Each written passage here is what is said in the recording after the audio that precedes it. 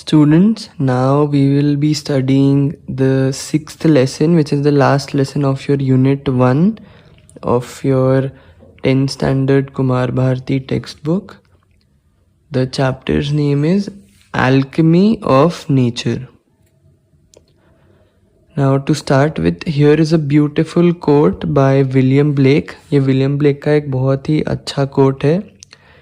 To see a world in a grain of sand and a heaven in a wild flower, hold infinity in the palm of your hand and eternity in an hour.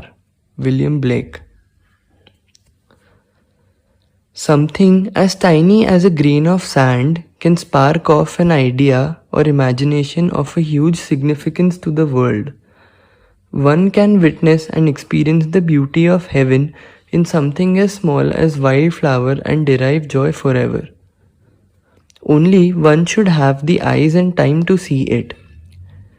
यानी कुछ भी एक sand यानी रेत के सबसे छोटे तिनके के जितना एक स्पार्क ऑफ यानी इग्नाइट यानी दिमाग में एक आइडिया डाल सकता है या एक इमेजिनेशन यानी एक सोच of a huge significance to the world जो दुनिया में बहुत बड़ा बर्ताव या चेंज ला सकती है. एक ये देख सकता है और महसूस कर सकता है द ब्यूटी ऑफ हेवन यानी सुंदरता इस दुनिया की एक छोटे से छोटे जंगली फूल में और हमेशा के लिए खुशी उसमें ढूंढ सकता है. सिर्फ एक के पास आंखें होनी चाहिए और समय होना चाहिए वो देखने का. Infinity is endless space but your small palm can hold the destiny of earth through your efforts.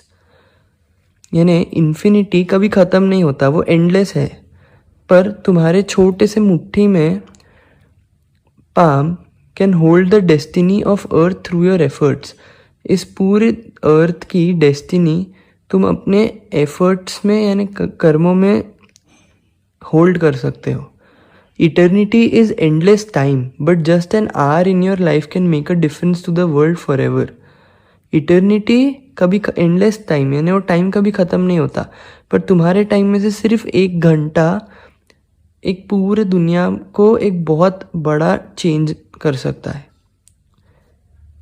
We instinctively turn to outdoor activities and nature as a way of relaxing and enhancing our well-being. Instinctively by a natural instinct. यानी हम अपने आप outdoor activities यानी exercise, walking, ये सब चीज़ें होती है, साइकिलिंग, इन सब पे ये सब हम करने जाते हैं जब हमको रिलैक्स करना होता है, एनहांसिंग हमारा वेलबींग एनहांस करना होता है, enhancing, enriching. Nature soothes and nurtures. Nature fulfills and motivates. Nature whispers and commands. Nature soothe करता है और nurture करता है. Nature संपूर्ण बनाता है और मोटिवेट करता है और विस्पर करता है और आदेश भी देता है. Are you listening? क्या तुम सुन रहे हो? When I do, it leaves me in complete awe. जब मैं सुनता हूँ तो ये awe means great wonder and amazement. तो ये मुझे पूरा चकित करके छोड़ देता है. We have a hibiscus plant in our garden. Every fortnight a flower blooms on it, big, bright and tender. Through the day it smiles with the sun and dances with the wind. But as evening approaches, it starts wilting. Wilting means drying and drooping. हमारे पास एक hibiscus का पौधा है हमारे garden में. हर Fortnite यानी 20 दिन, हर 20 दिन में एक फूल उस पे खिलता है, बड़ा, सुनहरा और टेंडर. जब दिन होता है वो सूरज के साथ हंसता है और हवा के साथ नाचता है, पर जैसे ही शाम होती है वो ड्राई होने लगता है और गिरने लगता है. The morning after it withers completely and by evening it falls and becomes one with the earth again.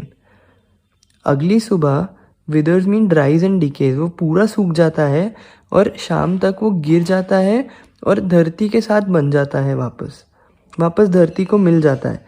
The flower comes to life only for a day, yet it does so in full splendor. यानी जो फूल है वो जिंदगी में सिर्फ 1 दिन के लिए आता है, पर वो ऐसा उसके पूरे स्प्लेंडर में करता है। What if we too lived our life, however short, to its fullest? क्या अगर हमने भी ऐसा किया कि हमारी जो ज़िंदगी है कितनी भी छोटी क्यों ना हो उसे पूरी तरीके से जिए। We went to a rocky beach and saw the spread of the majestic ocean and the rocks alongside, carved, sculpted and shaped by the water. हम एक पत्थरों से भरे समुद्र के तट पर गए और हमने वहाँ पे सबसे विशालकाय ओशन और उसके आजू बाजू जो रॉक्स थे उनको देखा। कार्व थे, स्कल्प्टेड थे और वाटर से शेप्ड थे। As the water flows over it every day, for years the rock gives in. पानी इतना जेंटल होता है, पत्थर इतना हार्ड, फिर भी पानी उसके ऊपर से बहता है हर दिन सालों के लिए। जो पत्थर होता है वो गिव इन कर देता है। It takes the shape that the water commands. वो उस आकार का हो जाता है जिस आकार का वाटर चाहता है। Our problems are so colossal and we are so small, yet if we persist. Colossal means huge, massive. हमारे प्रॉब्लम इतने बड़े होते हैं फिर भी हम इतने छोटे, फिर भी हम अगर परसिस्ट, दृढ़ निश्चय करें। We saw small bits of grass peeping through the small cracks in a concrete pavement. It left us thinking, however impossible things may look, there is always an opening. हमने घास के छोटे छोटे बिट्स देखे concrete pavement के छोटे से cracks में से। यानी हम सड़क पे चलते हैं तो जो कंक्रीट पेवमेंट होती है उसमें जो गड्ढे होते हैं उसमें से घास उगती है। इसने हमको ये विचार में डाला कि कितनी भी चीज़ें ऐसी इम्पॉसिबल लगे कि वो हो नहीं सकती, हमेशा एक ओपनिंग होती है। We saw a tree bare of all leaves in the cold winter months. हमने एक पेड़ को देखा वो जो सारी पत्तियों को ठंडी में बेयर करता है। We thought its chapter was over. यानी हमको लगा चैप्टर वॉज ओवर, यानी मर गया। हमको लगा कि वो मर गया। But 3 months passed. Spring set in and the tree was back to its green majesty once again, full of leaves, flowers, birds and life. पर 3 महीने हो गए, स्प्रिंग का मौसम आया और वो पेड़ वापस वैसा ही था, हरा भरा, पत्तों से भरा, फूलों से भरा, और पक्षी और ज़िंदगी वापस से खिल रही थी। What if we too had the conviction that however difficult things are right now, it will not remain so forever. Remember, this too shall pass. Lugging means pulling with great difficulty. हमने एक चींटियों की सेना को देखा। चींटियों के बहुत सारी चींटियों को आर्मी बोलते हैं, आर्मी ऑफ एंट्स। एक फ्लाई को, एक मक्खी को खींचते हुए जो कम से कम उससे 10 गुना ज़्यादा बड़ी थी। The ants organized themselves around the fly, lifted it on frail feelers and carried it to quite a distance. जो चींटियाँ थी उन्होंने खुद को उस मक्खी के आजू बाजू ऑर्गेनाइज कर दिया, यानी असेंबल कर दिया, उसे उठाया फ्रेल फील यानी उसके कमज़ोर पैरों पे, और उसे बहुत दूर तक लेके गए। Their teamwork and perseverance were impressive. उनका टीम वर्क और perseverance means constant efforts in spite of obstacle, यानी कंटिन्यूस वो काम करते गए बाधाएं आने के बाद भी। वो क्वाइट इम्प्रेसिव था। What if we too are consistent, organised, focused? Spider webs are delicate yet very strong. अगर हम भी कंसिस्टेंट बने, ऑर्गेनाइज, फोकस्ड, जो मकड़ी के जाले होते हैं वो काफ़ी नाजुक होते हैं पर फिर भी बहुत ही ताकतवर होते हैं। A rainbow colors the entire sky. Oysters take in a grain of sand, they open up with a pearl. Innumerable stars shine across the infinite sky. एक रेनबो होता है, वो पूरे आसमान को रंग देता है। Oysters take in a grain of sand, they open up with a pearl.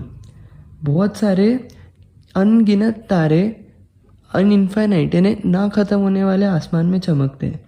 Clouds take new shapes with every passing moment. बादल अपना आकार बदलते रहते हैं हर क्षण पे।